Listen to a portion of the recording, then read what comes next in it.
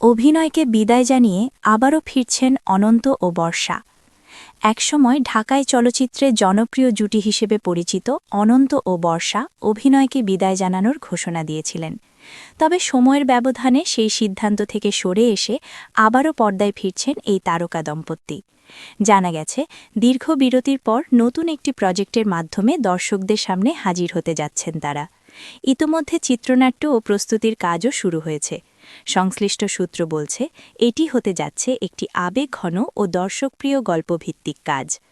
অনন্ত বলেন, আমরা ভেবেছিলাম অভিনয় থেকে সরে দাঁড়াব, কিন্তু দর্শকের ভালোবাসা ও প্রত্যাশা আমাদের আবার ফিরিয়ে এনেছে।